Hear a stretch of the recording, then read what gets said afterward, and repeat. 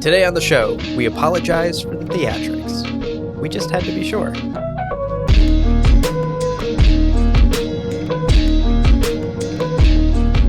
Welcome to Winds Howling, a companion podcast to the Witcher TV show on Netflix. We'll be diving deep into each episode of the show and exploring the larger context of the story from the games and novels. I'm Brett. And my name's Abu. And here we are, almost halfway through. How does that feel? It seems like we're blasting through this season. Yeah, I think it's mainly because we really recorded these pretty quickly, like the last two or three. Yeah. And that first one, we had that break, and it was almost like a winter break after binging the series. And now we're into analyzing mode. And isn't that the best part of podcasting? Yeah, love it. Love to watch every episode scene by scene, remote control in hand. Well, today we're going to be diving into, of course, episode 4 of season 2. This one's called Redanian Intelligence. But first, some housekeeping. As a reminder, spoiler warning up top. This episode will be spoiler-free in terms of the TV show. We have watched the rest of the season, but we will not be talking about anything past episode 4. But, of course, as always, we love to include some light speculation and spoiler discussions from the books and the video games. So, fair warning, there could be light spoilers and speculations from the larger Witcher canon.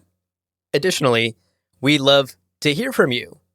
Reach out to us at windshowlingpodcast@gmail.com. In fact, before we dive into today's summary and takeaways and overall impressions of the episode, we're going to be sharing some emails from listeners, which I'm super excited about. First up, we have an email from Steven Sutherland. This is what he wrote. In your latest episode, you go on at length about how the Witchers seem like jerks. I didn't feel it that way. I feel the Witchers in the show are strongly modeled on a sports team. Yeah, they seem antagonistic, but what they are really doing is probing and testing each other. The vibe I got watching the training play out is that Lambert is actually looking out for Ciri by challenging her in ways that Geralt won't. In my opinion, they're doing her a favor by not coddling her. The taunting and goading may seem like bullying, but in the context of a team, it serves an important purpose. It may not be what the books were, but I absolutely felt what they were going for with the team dynamic, and they pretty much nailed the feel of how high-level athletes interact on a team. That's a great take, Stephen. Thank you so much for sharing your perspective on that. It is really refreshing to get perspectives like this from people who may have only ever watched the TV show and nothing else. Yeah, absolutely, because it seems to me that's a vast minority is people that have only just watched the show. It seems like most people are the games and then have come into it, and the least would be the books or maybe even all three. So yeah, no, absolutely interesting, and this is a great question. We get to talk about sports. Yeah, I'm curious, Brett, you're an athlete, much more of an athlete than I have ever been in my life. What do you think of Steven's take, his sort of read on the Witchers being this high-stakes sports team, and that explaining their actions here? Yeah, I've been playing sports since I was literally 3 or 4 years old, some type of organized sports. But I do think more importantly in me answering this question is I've been a coach. My entire adult life has been a coach, of a high school coach and even a collegiate coach. And for those familiar, I've coached Division I college basketball, which is the highest level of collegiate basketball in the United States. And yeah, I got so excited when I saw this. I disagree with it mainly because Ciri is not a high-level athlete. She's brand new. She needs to be trained. They're not training her. When teams kind of do this, it's very antagonistic, especially in basketball, but usually that's built on at least a base level of respect. And you're pushing somebody because you want to get them better, but in a way you're also working with them. Up until this episode, they have not really trained her. Like really only Geralt did until the ending of the last episode. There's been nothing that Lambert has shown up until this episode that he respects Ciri, that he cares about Ciri, that he wants her to get better. And so I get what he's saying from that. I just don't think that they have shown it to be that, to correlate it at least that same way, or to be able to compare it that same way. Now, after this episode, we clearly see they respect her. And now when they do it, and actually I will mention that when the whole dress thing, but up until now, I'm not seeing that exact same thing. And like I said, if I'm a coach and I go into a practice on the first day and some players were treating another player like that, I would have to be like, hey, what the hell's going on? Like, especially if they were better, like if they were varsity players who were talking to a freshman and like just making fun of them on the first day and not helping them out, I'd be like, hey, what the fuck are you doing? I wouldn't actually cuss, but you know what I mean. I'd say like, no, you're leaders. You're supposed to be leading. You're supposed to be helping them. So again, a great email. Please email about sports and history. That I'll talk about that all day. But yeah, no, I mean, I hope I explained that, Stephen. If not, by all means, feel free to email us again. And anybody else, especially who has an athletic or a coaching background, if you saw it the same way or different, I would love to hear that. Yeah, definitely. Yeah. Everything we're saying is not to discount Steven's take on it. Like, his perspective is perfectly valid, and I can totally see where he's coming from. But I wanted to include his email in today's episode because, Brett, I know you have that athletic coaching background, and I wanted to get your take on it. All right, let's move on to email number 2. Another listener email that we wanted to talk about is actually a question about Witcher training from Tiffany Rex. So Tiffany wrote to us and said, okay, I may have been having too much sauce in my grog, but I swear I remembered that Geralt was seriously scarred by his Witcher training and would not wish it upon anyone. If that is the case, then I'm confused about their family relationship and this father relationship they have with Vesemir. So was it absolutely horrid or only horrid at the beginning and then it turned into a love this place and love these people thing? Also, don't I remember something about how painful it was to turn his eyes? So is that not a whole Witcher thing that they have their glowing brown eyes and white hair? No one else has it. We keep debating this. Please feel free to tell me to lay off the wine if I am completely remembering this incorrectly. Amazing email.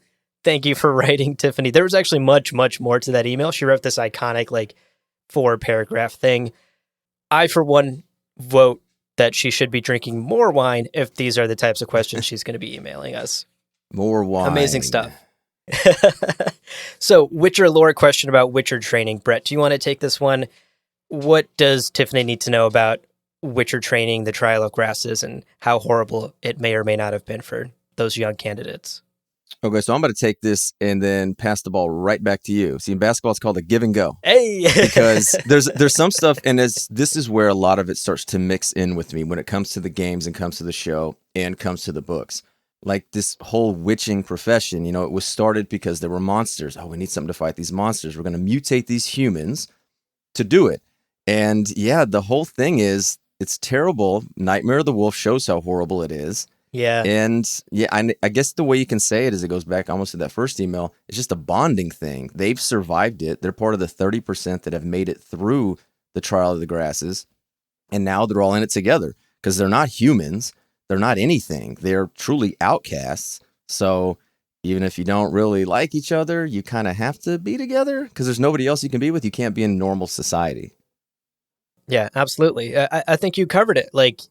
Most of these students, almost 2/3 of them, never made it through that training. So, Tiffany, you are correct that the training was horrible. It was brutal. The few Witchers that still exist today are the lucky few who survived all of that. And again, to your sports analogy, Brett, to your point, overcoming these odds, having these horrible shared experiences that they survived together is one hell of a way for this group of boys to bond with each other, however awful it was. So that kind of explains why they have this brotherly camaraderie family relationship with each other and with Vesemir as their teacher. In addition to that, I think it's the only life they've known. These kids were often orphans, war orphans, or they were sold off at a young age by their parents for one reason or another. The Witchers, Kaer Morhen, Vesemir, each other, these are the only quote-unquote family they have ever had and have ever known. This is the life that destiny handed to them, so they don't know any other way to live. It's kind of really, really sad when you think too much about it. To answer the last part of Tiffany's question about why Geralt has white hair and why his eyes are like that, Geralt underwent these sort of unique, even more brutal and experimental mutations that even his fellow Witcher brothers didn't undergo. And that's why Geralt is stronger and faster than the other Witchers, and why he's our sort of main character and protagonist. Even within the Witchers, he is special, above and beyond. I don't know if I'm using this term correctly, but does that make him a Super Saiyan? Hey! A Dragon Ball Z reference from Brett. Is that what it is? Yeah, you crushed it. Super Saiyan, but I'm not going to dock you on the pronunciation. I love that. That's one of the things that I just randomly hear around the high school classrooms and hallway. I have no idea what it was from. I just know, hey, this is some kind of anime term, so it sounds like it's this case. I'm just going to toss it. That warms my heart. The kids these days are still into Dragon Ball Z. Yeah, he's a Super Saiyan Witcher, for sure. No, anime, Dragon Ball, all of it is still massive, and I still don't know what the fuck they're talking about. Well, I bring the anime energy, you bring the sports energy. There you it's go. A balance on this podcast. Perfect. Stephen, Tiffany, thank you guys so much for writing to us. We love to get these emails, and we will try to continue sharing your questions and your perspectives and your messages that you write us on these podcasts, because it's incredible to have these conversations with folks who are just as geeky and passionate about The Witcher as we are. With that out of the way, let's finally dive into episode 4. We're going to start with our summary, as usual. Then we'll talk about some key takeaways from today's episode, and we'll wrap up with our overall impressions of the episode. So, episode 4, Redanian Intelligence, opens up with Geralt and Ciri doing a training montage on the trail at Kaer Morhen when Ciri suddenly runs into Triss, who is on her way to Kaer Morhen. Geralt walks up at this moment with a boar carcass, just looking hot as hell. I've seen so many thirst trap tweets about him holding that boar carcass, and I love all of them. And Ciri in this moment notices the undeniable sexual chemistry in the air between Geralt and Triss as Geralt walks up and says hello to Triss. Put a pin in that thought, because we will be revisiting the Triss-Geralt relationship in our takeaways later. I guess I don't remember. Was there that much of it in the first season, in the Striga episode between them? I didn't think so. See, I didn't think so either. I mean, I knew there was some just because it's, hey, look, hot sorceress, hot witcher. We're just going to have it. But I don't remember specifically there being anything, at least on Geralt's part. Yeah, I agree. I don't think the sparks were necessarily flying on screen in season 1. And I think the show is implying some sort of romance happened off screen between the two. That's a good point right there. And also this scene is also framed, at least from Ciri's point of view. So maybe we're just made to see it kind of from her vantage point. Yeah, I loved it. I loved the face that Freya Allen made as she's looking at Geralt and Triss awkwardly saying hi to each other. Sparks flying. In the next scene, we head to a city that we are not quite sure where, but we see these elves being rounded up, thrown in chains by human soldiers. And we actually get this really sort of awful, painful scene where we watch this human soldier abuse this old elven man who needs to go to the bathroom, and basically forces him to wet his pants. It's a painful and powerful scene to see. This is the first of 2 or 3 scenes where I guess you can't say it's dehumanizing them because they're elves, but I guess I'll just say dehumanizing in the sense with quotes around it, as in sentient beings. And it is tough to watch. They are just really hitting on humans don't like elves, North bad, and this one just, again, might be the worst just because it's just a dehumanizing aspect. It's not even like just beating them or beating this elf. It's more or less just completely humiliating them. Yeah, it is an effective scene, and it's quite painful to watch. Either way, Kai and Yen are walking through the busy marketplace. They're hooded, they're rushing, they're hiding, and trying to figure out what their next move will be. They're, at this point, fugitives. Following this scene, we get an introduction to one of my favorite characters in the Witcher universe. I was very giddy to see that this episode was called Redanian Intelligence, because I knew my boy Dijkstra was going to make an appearance, and what an appearance it is. In this spectacular scene, Dijkstra saves King Vesemir from 2 plotters, stabs one with a knife, forces the other one to drink the poisoned wine that Vesemir was about to. Yeah, and Vizimir is just rather like, oh, this again? Like, just get this over with. Yeah. Is this normal? Yeah, his reaction was so funny. I guess that's Redania for you. Redanian court life. That's Redania. But in this short scene, Dijkstra and Vesemir have a bit of a conversation about the current political climate and ultimately decide to conspire to take Cintra from Nilfgaard and use all of this current political turmoil to their advantage. So again, we're seeing some politics come into play here, which is always great. We then jump to Kaer Morhen, and it's dinner time. Everyone's sitting down, having a meal, and Ciri brings up a question about mushrooms and herbs and why she doesn't have any on her plate tonight. Lambert very awkwardly sort of jumps in and he's like, "Oh no, what are you talking about? Don't say that." This is actually a subtle hint to something that's explored more fully in the books, but we basically know that the Witchers have been giving Ciri some natural remedies that are supposed to enhance her physical capabilities. They're not exactly giving her the full-on Witcher mutations and potions. Instead, they're trying out some herbs and mushrooms that are a little more natural and less aggressive on her body. Yeah, good little, like you said, it's very subtle. I missed it on the first watch through. But no, yeah, it was very good. My ears perked up when I heard that. Yeah, I'm really glad they included that. It's just another example of kind of how clueless the Witchers are when trying to take care of Ciri, which a lot of this episode and Triss's visit is about. And that's actually exactly what they talk about over dinner. We basically establish the fact that the Witchers have asked Triss to come to Kaer Morhen to help them take care of Ciri because they feel out of their depth, particularly to train and work with Ciri on her magical abilities, the powers that she has no control over at the moment. I do also like that Lambert kind of hints at her like, oh, you must have knocked your head, girl. And then she covers for him. Again, that shows us that they're getting closer, that it's not necessarily just an antagonistic relationship anymore. Yeah, you could tell that they have started to bond over these last couple of days and weeks. In the next scene, we jump back to Kaihir and Yen, who are escaping from these guards. They're trying to make their way out of the city and get to Cintra when they run into two fugitive elves in the sewers beneath the city. These two elves tell Kaihir and Yen about someone called the Sandpiper who helps fugitives like them get to Cintra. And so the four of them decide to work together and get to the Sandpiper.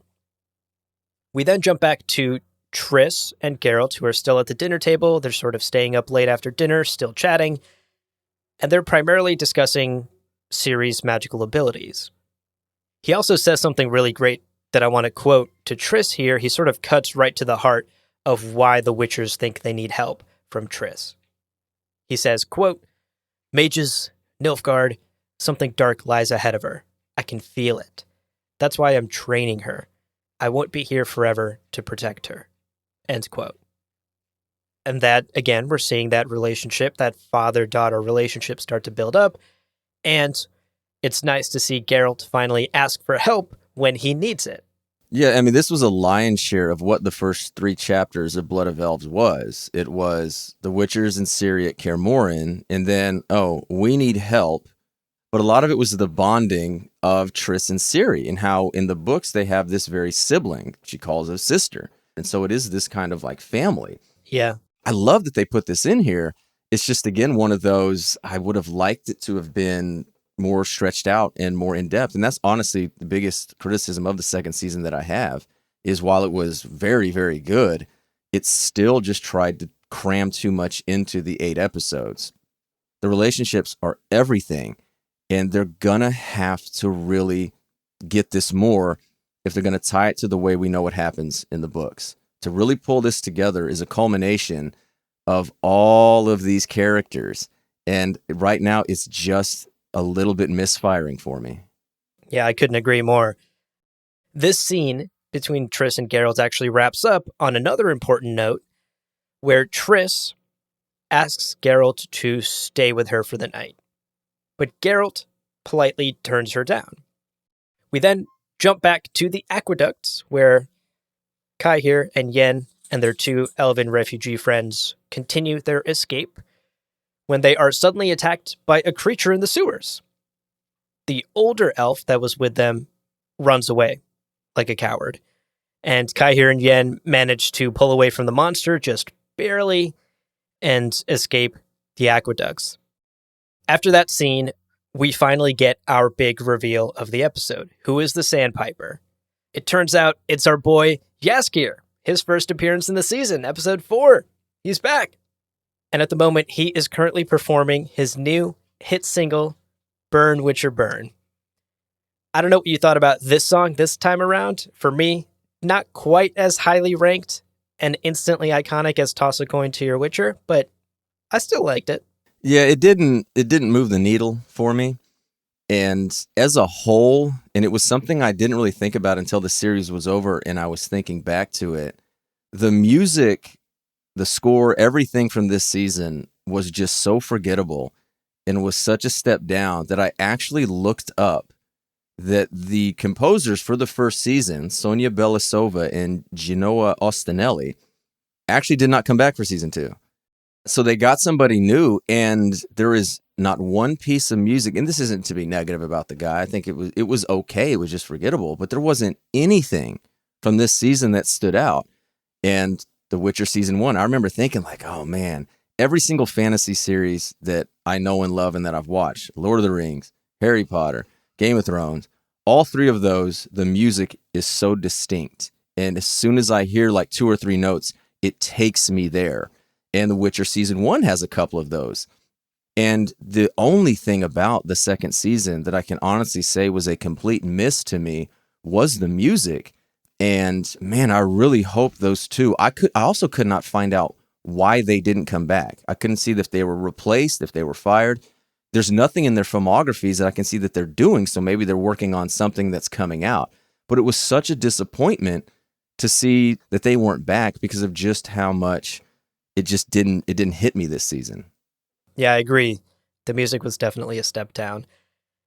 Following Jaskier's performance, we then jump to a very short scene where we cut to Dijkstra alone in a room with this snowy owl that we saw earlier in the Vizimir scene as well. And he is sort of having this, what seems like a one-way discussion with this owl, but it's clear that some sort of telepathy is perhaps happening because he's getting responses. He is figuring out how to get into Sintra.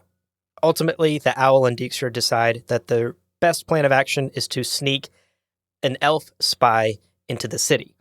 And thus, we get a quick shot of them grabbing Dara from the first season. He is presumably going to be the elf spy for Dijkstra and the Redanian plot. Okay, I was kind of confused why they decided to make it look like Dijkstra was having a schizophrenic moment. Yeah. Because when it first was happening, I was like, oh God, is somebody taking over his mind? Like, why it was like that? Why wouldn't he just be having a normal conversation? Because I've had telepathy in the show before. Like I said, he's kind of skitzing out, and I'm like, okay, it's an interesting decision. What do you make of it? I was thrown off for a second, but then I ultimately was like, okay, I think they're just sort of playing into Dijkstra's character as sort of this spy master, because that's what he is for Vizimir, basically. And this is perhaps just the way he works, like frantically talking to himself and to this owl as he plots his many plots. I sort of read it as just a characterization thing and nothing much more than that. Yeah, and I don't think it's not that big a deal. And again, this is one of those, we're just now introduced to Dijkstra. So this is where we start to take the preconceived things of what we've thought about a character and we accept it into the TV version. But one thing that I've always thought about Dijkstra is that Dijkstra is always calm. He's cool. He's collected. Basically, the way he entered the series here, as he knifes this woman and calmly, has this guy take his own poison, if you will. He's in total control. And so with this, he's not. Now, here's the thing. If they're doing that to show that he's not in total control because of the owl, then bravo. Yeah. And we can talk about that later. Right. Don't want to say too much about the owl yet. But yeah, there may be more going on in this scene that we won't learn until later, until future seasons. We then move on and return to Kaer Morhen, where Ciri is sort of excited. She's looking forward to working with her magic with Triss, and she's dressed up. She put a flower in her hair. She's washed. And Lambert and Cohen tease her a little bit. They make fun of her. This kind of irks Triss. She turns to them and says, "You should be ashamed of yourselves." And I think to your point earlier about the sports and the sort of teasing and probing, this here didn't feel like the previous episode to me. This to me felt like playful teasing with someone that they now care for and respect, and there's mutual respect back and forth. Obviously, it still upset Ciri's feelings, but it didn't feel malicious like the previous instances did. Yeah, the previous scene they were all together was Geralt telling Ciri, "Hey, go to bed now." And Cohen's like, "Okay, we can play slaps, or snaps, I think is what it was called. Snaps, yeah, whatever." Yeah. And then Lambert also kind of leaves as well. And it's like, okay, now we know by this episode and their interactions, they respect each other. Now she's a part of the team. The mutual respect is there. And so this is playful teasing. "Oh, Your Highness. Oh, is that a flower?" It's not antagonistic. This is when you're needling someone. And then she obviously, gets her feelings hurt, and they're just like, whatever. And so, yeah, to me, this is where it's just ignorant. And Triss actually calls them out as being willfully ignorant. But this is also a great thing that was also in the books, where Triss dresses all of them down, being like, "What the hell is wrong with you? Like, have you never interacted with someone like this?" Which that question is no, they haven't, which is why they needed someone like Triss. Yes. Yeah, absolutely. They do actually apologize, which I thought was very cute, because later down in the lab, Geralt comes down and hands Ciri her breakfast, and he's like, "They felt bad that you didn't finish your breakfast." Sort of an apology from them. So again, more reinforcement of this idea that they respect each other now. Yeah, would they give her like 2 ounces of bread? Like, what kind of breakfast is that? Like, no wonder she's weak. That's all she's eating? Right, how is she supposed to finish the gauntlet with 2 slices of bread, what kind buddy? of Witcher breakfast is that? That's a great point. Here in the lab, they actually check in on the myriapod to see if it was a magical creation, and it turns out that it wasn't. But instead, they come upon another revelation. They realize that both the myriapod and the old Leshy hand thing that they still have left over have the presence of stellacite, which is the same type of substance that the monoliths are made of. So now we're starting to sort of piece together the parts of this mystery and make a connection between these monsters and the monoliths. Ciri also finally opens up to Geralt in this moment and reveals to both Geralt and Triss that during her escape from Cintra, she screamed and released some uncontrolled magic and caused a monolith to topple over, which we saw happen in the first season. And thus, Geralt decides, okay, I gotta go investigate. I gotta head to Cintra and figure this out. In the next scene, we then jump to Oxenfurt, where Jaskier and Yen reconnect. Yen explains her situation, how she's on the run, and Jaskier agrees to help both Kaihir and Yen get to Cintra. So Jaskier mentions Bleobaris, which is this massive tree which these druids kind of controlled, and it was a very open and tolerant place. And Jaskier mentions it here as if it were attacked and they came and took the elves, which does not happen in the books. And so I think it's just more or less they're really just amping up this anti-elven or just non-human persecution. He mentions they're going to come for the dwarves, and they're going to eventually come for everybody that's not them, the artists as well. And so I kind of got like that feeling from there, that they're just really amping up that these northern realms, if you will, are just really bad. Which again, if they're trying to get this murky gray area, it's good because Nilfgaard is the antagonist of the show for sure. But at the same time, if it's going to be two-sided, the northern realms are every bit as bad as them. They're not this invading army that's slaughtering everybody, but they're just slaughtering the non-humans. So we're kind of left to be like, everybody's bad. Yeah, exactly. That gray area that The Witcher is so known for. Hard to pick a side, because all the sides are awful in their own ways. Back in Kaer Morhen, Triss and Geralt share a little heart-to-heart and open up to each other about their feelings, and then she portals him to Cintra to investigate the toppled monolith. We almost get the line, "I hate portals" here, from Henry Cavill. It almost felt like he looked right at the camera and looked right at me and was about to say it, and I got all excited, and then he doesn't. Yeah, but I think it was a definite There was a definite trolling of people who have played The Witcher 3. Yeah. And as he says that, she's like, here comes I hate portals. And it's just, portals are no fun, I think is what he said. And I was like, it was Yeah. almost a DiCaprio meme. Just, he's going to say it. Or the Say the Line Bart meme. Right. Say the Like, line. I hate portals. And then Yay! he didn't. And he didn't do it, and we all boo him. Boo. Back in Oxenfurt, Jaskier is smuggling the elves onto this boat to get them to Sintra when he is recognized by one of the guards. And this conversation they have back and forth about one of his songs gets a bit cheeky. There's some meta season 1 commentary here. The guard says, quote, "It's a bit complicated. Took me to the 4th verse to understand there were different timelines. That magic kiss, that was kind of cheap.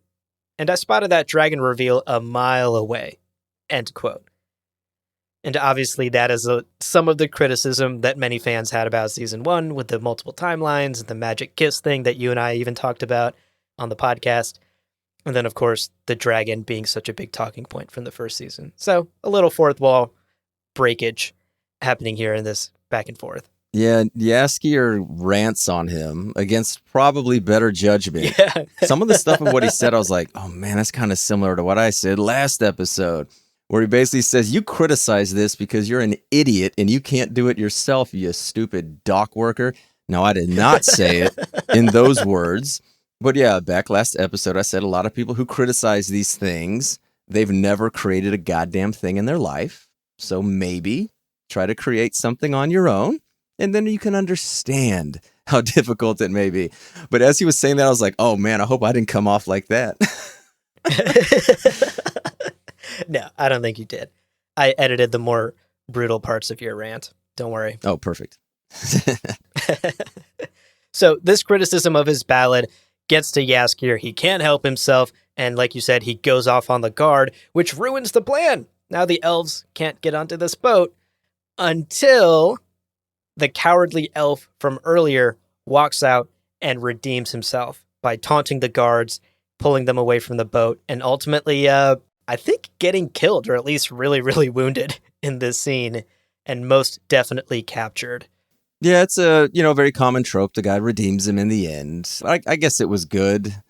But like you said, it was, can we see him at the end give like a thumbs up, like he's leaving the field of injury? Like, is he okay? Or they just kill him? They probably just killed him, but yeah, sadly. Go out a hero, yay. Yeah, good for him. In the next scene, we jump back to Kaer Morhen, where Vesemir discovers Fanewood, which is a flower that only grows where elder blood has been spilled. And of course, he discovers it on the gauntlet, on the trail, everywhere Ciri has been. And this is the reveal that she has elder blood. We also learn, and this I believe is a show creation, Vesemir says that the elder blood is rumored to be a key ingredient in Witcher mutations, and he is suddenly starting to see a possibility where Witchers might be able to come back and they won't be a dying breed. Yeah, I don't think Sapkowski ever really delved that much into it. I think it was just understood at that point in the books, like, we're never going to have Witchers again. Like, we're the last of it. We can't do it. Yeah. But I think this is definitely tying into Blood Origin, the prequel series coming up, and same with Nightmare of the Wolf. I think all of this is going to play into it to where keen-eyed or keen-eared watchers will remember it, and they will be like, oh, this ties together. And so this again goes back to the Witcher cinematic universe of them tying it all together. Yep, the WCU. That's a great point. I hadn't even thought of the connection to Blood Origin, but now that you say it, it seems so obvious. In the final scene of this episode, Jaskier and Yen say their heartfelt goodbyes to each other. Jaskier's a bit cheeky, which is very on brand for him, but they do seem to genuinely have made a connection here. Unfortunately, as soon as Jaskier walks off the boat, we hear him scream. He's been captured, and in that moment, Yen has a split-second decision to make. Does she stay on the boat and do what Kaihir says, Yennefer, we have to save ourselves? Or does she jump off the boat and try to save Jaskier? But before we see her make a decision, boom, roll credits, baby, end of the episode. With the summary out of the way, let's take a short break. Welcome back. Let's jump into our 2 key takeaways from this episode. So first up, I wanted to take a couple of minutes here, Brett, to talk about Ciri as a young woman. This is clearly something that the Witchers are struggling with, and why they have brought Triss to Kaer Morhen. The show, of course, as we discussed earlier, doesn't go quite as deep and doesn't spend quite as much time on this Triss Kaer Morhen visit as the book does, but we still hit on many of the sort of big themes that the book explores. The Witchers are, of course, out of their depth with Ciri. She's got this unknown magical ability, but almost even more than that, they're kind of struggling with the fact that she's a girl, that she's a young girl here in Kaer Morhen, and they don't quite know what to do about that. You have to remember that there are no girl Witchers. The mutations do not work on young girls, so there are no female, no women Witchers out there. It's always been this boys' club. There's also no manual or Google they can go do to search of what to do. And I'm kind of reminded of a Curb Your Enthusiasm episode in which a girl is basically having her first period at Larry David's house. And he's like, I don't know what to do. And he has to walk through the instructions of how to put a tampon in with this girl. And now I'm thinking, like, is that Geralt right there? Is that Lambert It is. right there going, oh, how do we do it? But this is unfortunately, this is a great thing to discuss because Ciri's eyes here, they light up when Triss is like, yeah, I'm going to Kaer Morhen and I'll be there. She's like, oh my God, it's a woman. And that's the biggest thing that Triss, you can say, taught her here and in the books as well, was, hey, it's okay to be a woman. You're going to need to do these things. And yeah, it's something that Geralt, as much as he can provide for her, he definitely cannot provide for her in that manner. Absolutely. It's a wake-up call. Like you said, Ciri's eyes sort of light up when there's another woman in the keep. She's surrounded by all these like rough and rowdy boys all the time. And it is refreshing to have Triss there to talk to. And in the show, Ciri is like, Triss, I love your dress. Later, she puts that flower in her hair and wears the nice clothes that the boys tease her about. In the book, it goes even further than that. Triss helps Ciri with things like learning how to put makeup on, because of course Geralt is not going to walk her through like a makeup tutorial. Triss also makes clothes for her that are not just these like Witcher rags that she has been wearing ever since arriving at Kaer Morhen. I do want to acknowledge, though, that in the books, there are some sort of older fashioned ideas about gender, like this equating dresses and makeup to Ciri being more of a girl. Obviously, like modern sensibilities, modern like 2022 levels of wokeness would have issues with that. So I did want to acknowledge that the book sort of leans a little heavier into this idea that Triss comes in and teaches Ciri how to be a quote unquote girl again. I will say the show, I think, dodges these issues pretty well, while still including some of them. One thing I think you could look at is maybe not necessarily being more of a woman per se, but just more feminine. Is that something more fair, or a better way to put it, I guess? Yeah, I think that's a great way to put it.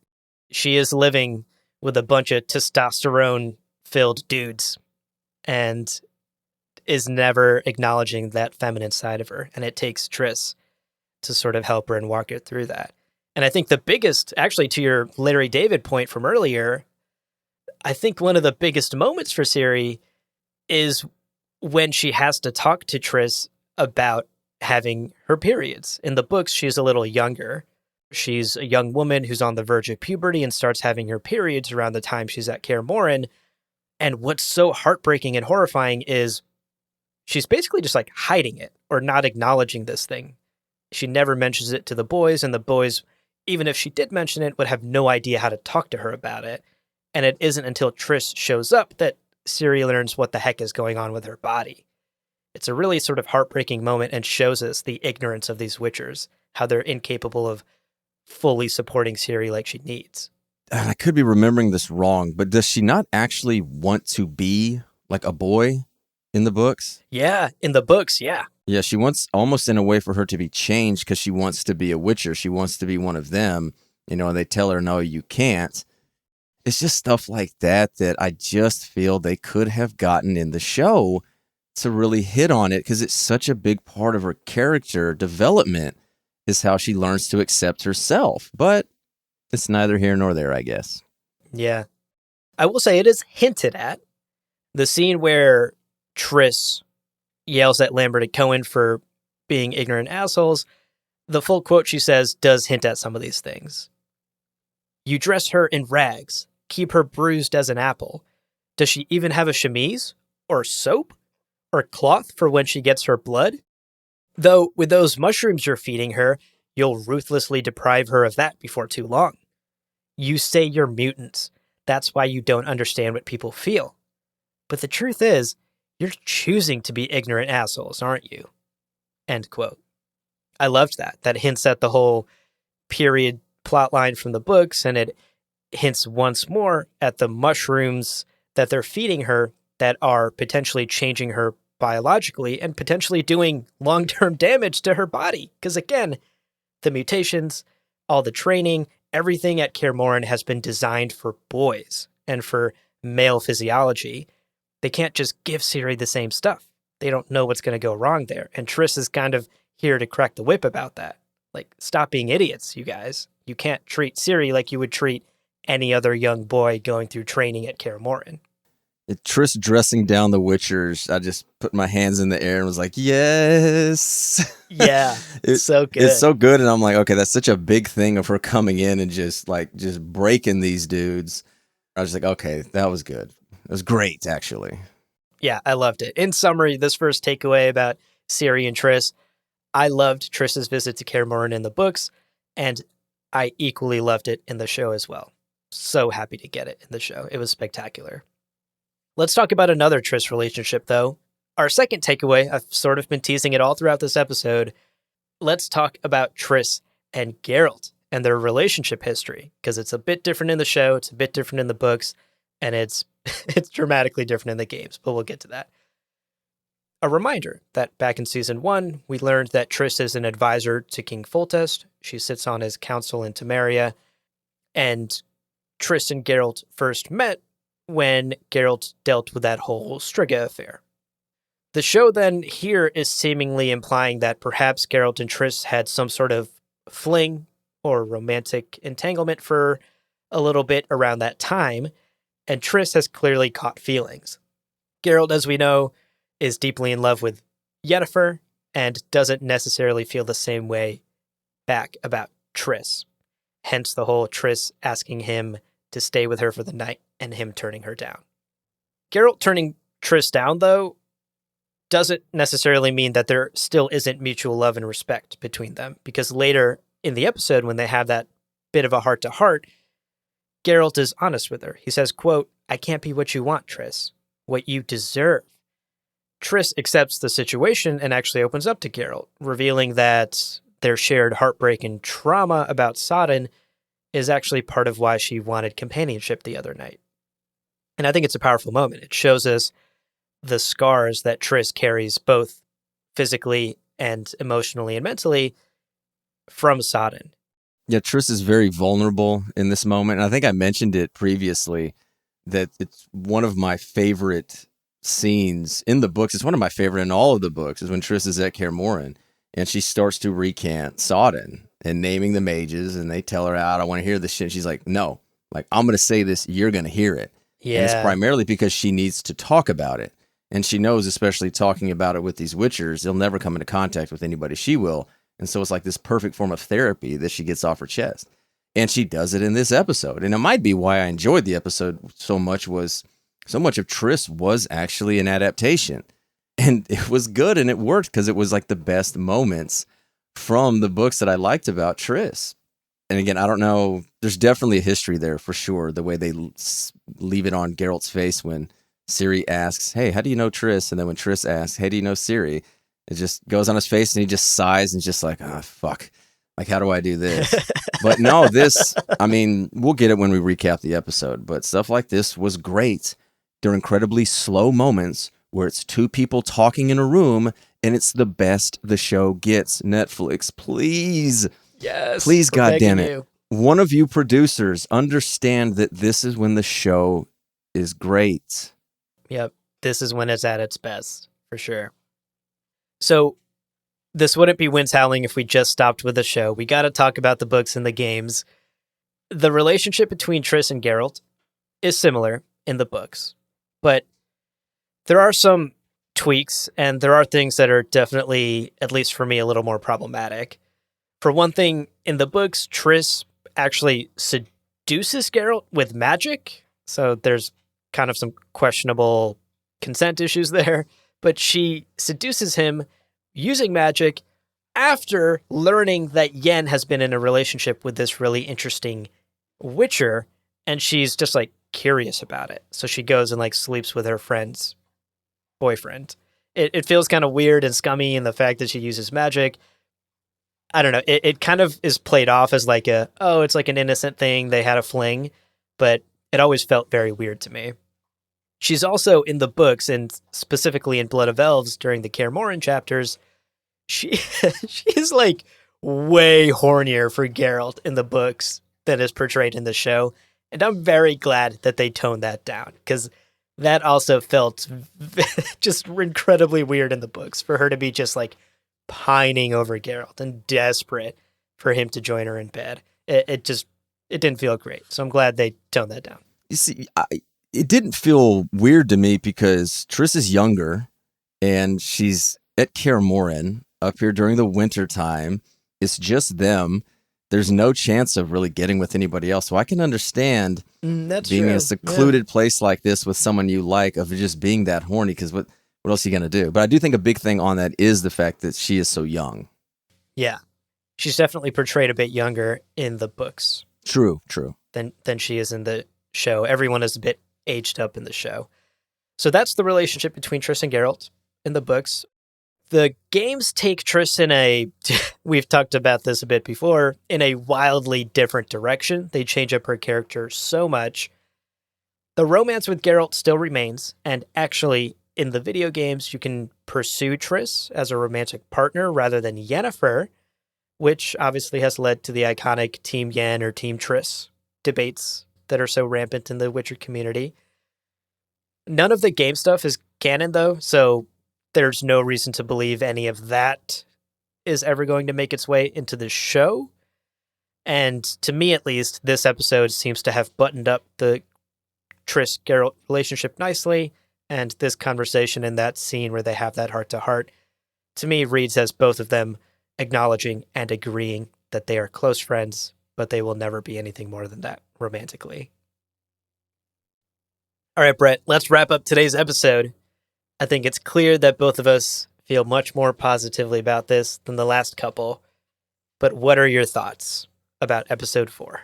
I mean, I really enjoyed it. And because this wasn't an insular episode, it actually has to do with what's gone on before and what is happening in the future. I might say I like it more than episode 1, simply because it matters for the rest of the season. Like, it's very easy just to do one episode that you can just wrap up in a nice little bow, like they did with the Nivellen story. But this to actually tie it to what it's been, it was paced very well. Again, you can tell by the previous 2 episodes we've done, we were not the biggest fans of them. This was it was very enjoyable. It was smooth. It kept going. There wasn't a monster fight, was there? Mm-hmm. Well, I guess you can kind of say there was a little bit of one with Yen in the sewers, but not really. There wasn't with Geralt. They didn't stop down everything to have a 5 to 10 minute CGI fest. There was a lot of talking, and it was the best episode. Vizimir, oh my God, King Vizimir is just so good. Is this just dainty, dumb, easily misled king that we just know that Dijkstra is just going to control them, and that owl. So I love Vizimir so much. It's just that guy's so great. He was great. Good casting choice. So great. Oh yeah, great. And a lot of Kaer Morhen bonding, greatly needed. But again, I'm going to criticize it. There's just not enough time to fully flesh out how close these characters should feel. They should be so tightly bonded, and a lot of it just has to be told to us, and it has to be a 5 to 6 minute scene, or maybe 7, 8 minutes. But they have decided to add certain things like the monolith and these monsters, and that's just going to take the place of it. Yeah. That's their decision. This is their choice of what to do. So, long story short, it was a great episode, and it's just, again, it's setting us on track for the rest of the season, and just, it was great. I felt exactly the same way. I think you basically hit on a lot of the points I wanted to mention as well. I loved this episode. There was a lot of politics. We got fan favorite characters like Dijkstra and Jaskier. And like you said, we got those incredibly powerful and slow, intimate character moments between Triss and Geralt and Ciri. Did I want more of that? Absolutely. Did we still manage to cover a lot of the themes and major points that were covered in Blood of Elves and adapted from the novels? Absolutely. And I think they did another great job adapting that source material in this episode. It's another example of showing us that this team can do it well. And once again, just to reiterate, like you said, I could not agree more. There was no monster fight in this episode, and I loved it for that. There was no generic third act, big CGI fest monster fight. And honestly, the episode did not suffer for it. And I hope that's something that the creative team can lean more heavily into. These intimate moments were so powerful, and we didn't need any action in this episode for this to be a good episode. For this to be a great episode, frankly.